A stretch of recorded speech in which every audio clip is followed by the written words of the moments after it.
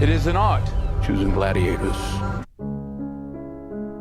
Alright, let's get into it. Ridley Scott's Gladiator 2 has finally hit theaters and it's a spectacle. The visuals, breathtaking. The action sequences, polished to perfection. But here's the thing, beneath all that shine, something's just missing. And that's what we need to talk about today. Ridley Scott is a master of visual storytelling. I mean, you can't argue with that. The cinematography, the set design, the costumes, every frame of Gladiator 2 looks like a painting. It's clear a ton of effort went into making this film look stunning. But here's the kicker, a film can look amazing and still leave you feeling kinda empty. Because at the end of the day, it's not just about how a movie looks, it's about how it feels. And that's where Gladiator 2 stumbles.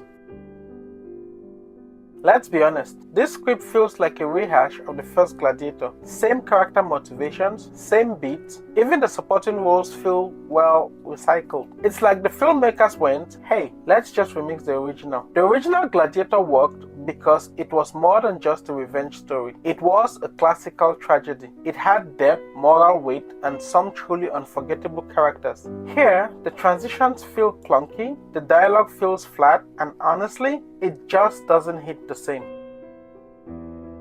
And speaking of characters, let's talk about Denzel Washington's Macrinus. I mean, wow, what a missed opportunity. In the original, Joaquin Phoenix gave us Commodus, a villain who was insecure, deeply flawed, and so compelling. But Macrinus? He's a cartoonish villain. He spends half the movie pulling faces and acting erratic, and it just feels off. It's like they went for a Roman Empire version of the Joker, but it just doesn't work. And Lucilla, remember her from the first film? This stoic, tragic figure. Well, in Gladiator 2, she's just reduced to a melodramatic archetype. One minute she's overly emotional, and the next she's pouting on the nose dialogue, and by the end she's tied to a pole like some damsel in distress.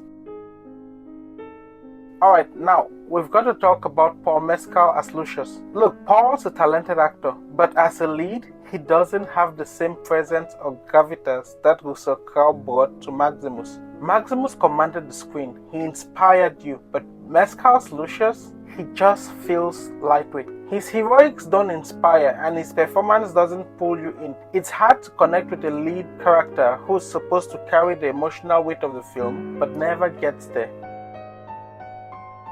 Do you remember the original Gladiator soundtrack? Hans Zimmerman and Lisa Gerrard gave us music that was legendary. It gave the film its soul. Now, Harry Gregg Williams takes over in Gladiator 2, but honestly, the score feels like a filler. There are a few notes to the original, sure, but beyond that, it's forgettable. And that's a shame because music is what ties a movie's emotions together. Without it, the film feels kinda empty.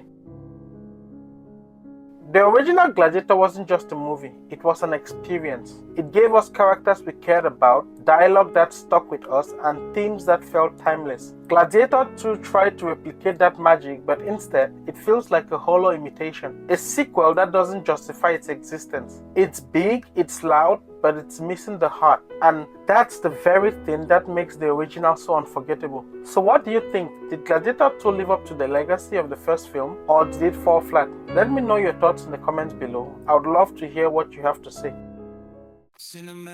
Hey, if you enjoyed this video, make sure to check out my last video, The Making of a Great Hero. It's all about what makes a character truly iconic, and trust me, it's worth the watch. Don't forget to like, share and subscribe to Cinemasse for more deep dives into movies we love and the ones we don't. I'll see you next time.